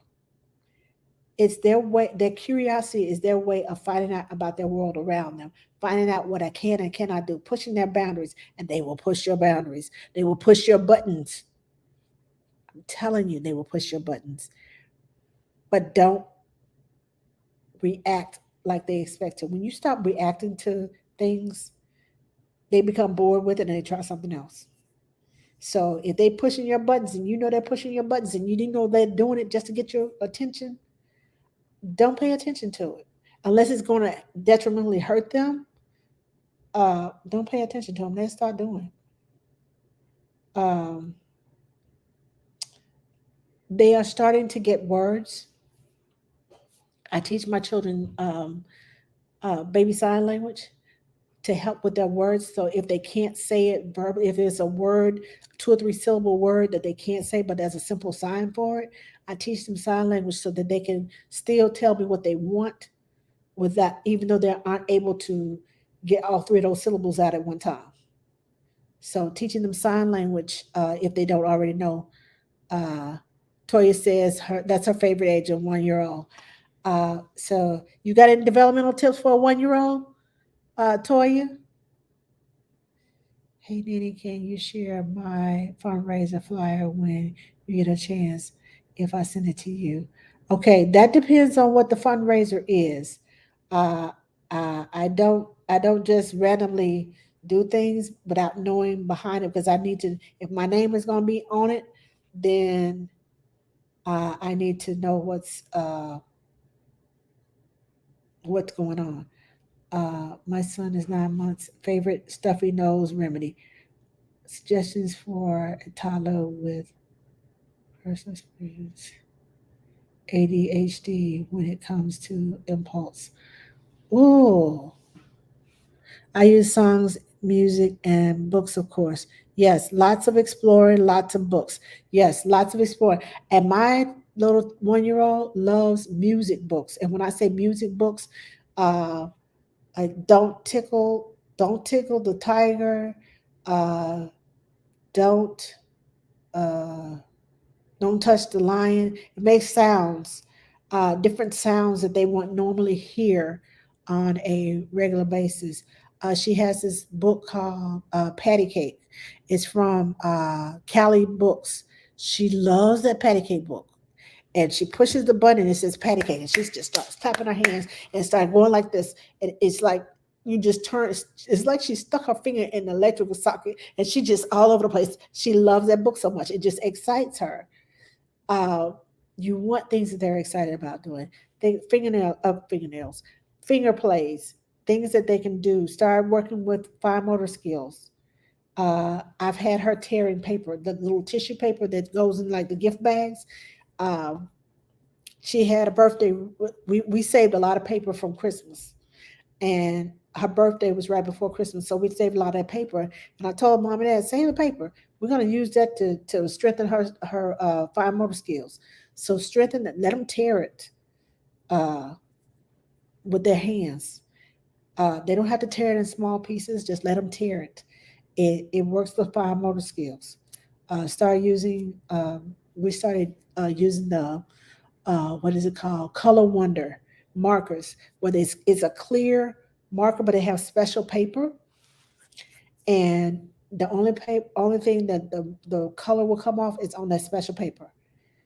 It has like a little white tip. You know how magic markers have like the purple tip or a purple marker, but this one has a white tip, and you can mark on the walls, nothing will come off. You mark on that paper, you'll see the purple color. So uh, make sure that you start working on those fine motor skills and those climbing skills, those gross motor skills. Take them to the park, let them climb, give them opportunities, create obstacles for them to go through, something to climb over, something to crawl under. Those different things, it gets those fine motors and those gross motor skills working, and let them explore. Let them figure out things, hide things under a book, hide something, little small things. Well, I won't say small things, but age appropriate things under a book or a pillow, and kind of look, oh, what's under there? And let them come and explore and figure it out. The sense of discovery. Okay. Sufficient rest. Yes, make sure they get plenty of rest because they are little explorers and they can be big cranky pants when they are not rested well. All right, I'm going to answer one last question. Let me see if I have any questions over here. I'm off, darling. Lovely to catch up as always. Thank you, British Nanny and Oz. Thank you, thank you, thank you. I appreciate it. Uh, let's see. Favorite stuffy nose remedy. Okay, this is the last question I'm answering because it's 10 o'clock and I need to go to bed. Even though I slept most of the day, I still need to go to bed and get some rest. So, um,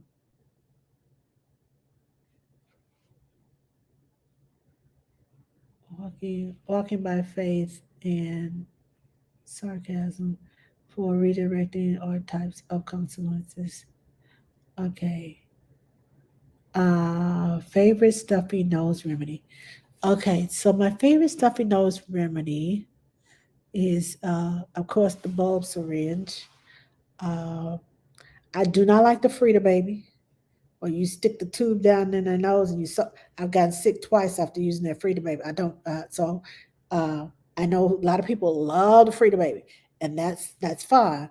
It's not my favorite. I just put it like that. It is not my favorite, so I don't use that. If there's stuffy nose, uh, I if it's stuffy nose with congestion, I usually take them into the bathroom, turn on the shower on the hot, and let the room fill up with steam. And I take them in there. That steam usually kind of causes them uh, to release all the sinuses. there are like things like the Vicks rub for babies that you can rub on their chest or rub on their back to help the breathing smell of it. There are essential oils that I like to put in my diffuser that helps with congestion. Um, let's see. Yeah, my favorite is black pepper. Black pepper? Okay, so Toy, tell us about the black pepper before this, because this is the last question I'm answering before I go. Um, if you have questions, please put them in the Q&A box, uh, and that way I can get to them. Let me see. What did you study? Uh, Manila, I studied early childhood education. That was my study in college. I have a degree in early childhood education, and I also have a degree in business and business administration with a minor in accounting. But my real, well, I like to call it my real degree. It wasn't my first degree, but my real degree is early childhood education, and I'm certified in special education. Uh, I'm waiting on Toya to tell me about the black pepper. She has children of her own, so it may be okay. I sprinkle black pepper in my sink with my children. It makes them sneeze without trying. Snot everywhere. Then we move to a steamy shower. Oh, okay. So she sprinkles black pepper in the sink and it makes them sneeze. So it brings all the stuff out. I never thought of that. That is so cool. Okay. So black pepper makes them sneeze. Okay. And then they move to a steamy shower. Wow. I learn something every day. I tell you, I never stop learning. So try the Kristen said saline spray with the bulb syringe helps too. Yes, saline the saline solution, saline spray. Yes, that works too. Uh but I like that black pepper thing because I sneeze with black pepper. Oh, Lucretia said, be careful. My daughter is allergic to black pepper. Yes, this is true. If your child is not allergic to it. But how do you know if your child's allergic to it? Unless they, oh wow. Okay, that's a catch 22 right there. But yeah, I agree with you, Toya, and I agree with you, Lucretia. So I am getting ready to go. My throat is, you can't tell, my throat is getting dry. I should have brought some water to the table, but I didn't. But thank you all for joining me tonight. Thank you for participating. Thank you, my nanny community, my doulas, my everybody who participated and contributed to the conversation. Your questions, your answers, the helping one another out. I love this community. I love the way we come together and we help one another out. Parents helping parents, nannies helping nannies, all this stuff. And I would apologize for my, I won't say outbursts, but I would apologize for my passion, the way I talked about the situation with Jen.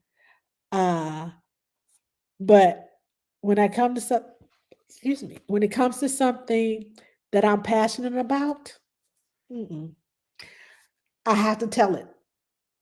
I've been in this business for too long, and if anybody doesn't want to hire me, guess what? There's somebody else on the other side that want to hire me. So I don't worry about losing my job. I don't worry about because I don't depend upon man to start out with, but that's a whole nother story. Uh, I depend upon God to lead me to the right family, and they will love me regardless and do everything that I do. Uh, so thank you for participating. Thank you for your suggestions from one parent to another, from one nanny to another, from nanny consultant and trainer to parents and parent consultant. Thank you, everybody. Newborn care specialists, all of you all, for participating, for answering questions, for helping me do my job. Because I always say, It takes a village to raise a child. And that's what we're talking about, children. It takes a village, and everybody has something to say. And every time, like I said, I don't know it all, but I can ask my village and get some more and wider answers than I know or may even think about. So I appreciate each and every one of you. Thank you so much. Um, I put out a video tonight. I don't know if you all saw this, but go and watch the video. I just put it out tonight. This is a special board to me, for me and my husband. It was sent to me by our his name is Charles Henry. His company is CH Media. Um, and we love him and his wife, um, because he occasionally just gifts us with things. And there's always something that's right on time and something that we need. So I want to shout out Charles and his wife Melinda. And thank you all for this. This is so special. Thank you. Um, it's a pizza board, in case you're wondering. It's a pizza board, but it has like different ideas of what to do, like tell a joke, share a secret, share a happy moment together, share a kiss, plan your next date, sing a love song, have a movie night, give a hug, but yeah, we love it. We love it. We love it. Thank you, Charles. And thank you, The New Stitch. That's the name of the company, is The New Stitch in Baldwin, Mississippi. It says specialty engraving by Creative Concepts and Production, The New Stitch, Baldwin, Mississippi. So check out The New Stitch. I'm sure you can probably find them online. If not, I'm sure you can find them on Facebook. It's called The New Stitch, and they have gifts. In Valentine's Day is almost here. This is a perfect Valentine's gift for me and my husband because we both love pizza. Um, and picking up a slice of pizza, and I have to tell a joke, or he has to sing a song. You probably can get him custom made. So just check it out. This is awesome. I love it. I love it. And I love cutting boards. I have about 10 of them. And it's like seven different styles of cutting boards. But I love this. And I love that they know us and they listen to us. When I say listen, they pay attention to what we like and send us things that we would enjoy. Uh, oh, okay. Toya says sometimes children don't want you to mess with their noses. I always ask permission with families. Yes, yes, ask permission with the family. So anyway, I will see you all next time. Thank you for joining me and for staying hanging with me for 2 hours and 15 minutes. Um, I will see you all next Thursday. Be on the lookout for more videos this weekend because if I have off tomorrow, I'll be answering some questions. So you'll probably see several videos pop up throughout the day of me answering questions because it may be a question that you have asked or want the answer to. So be on the lookout. Thank you for following me. Thank you for your likes. Thank you for your tips. Thank you for the roses and all the gifts that you send. Thank you. I really, really appreciate it. And thank you for sharing my videos and with your friends because I know a lot of you tag people into the videos that I put out. Thank you. And I have a video about separation anxiety that's almost at 100, almost at 1 million views. I couldn't have done that without you all. And I didn't think it was that was one of the videos I was like, oh, this is gonna go wah wah wah. And it was one of the most talked about videos that I've had on TikTok. So next week, uh yeah, I'll do it next week. Next week we're gonna have a celebration because next week will mark my 1 year anniversary on TikTok. Yeah. So I'm gonna do something special next week. So stay tuned. And I will talk to y'all later. Love you guys.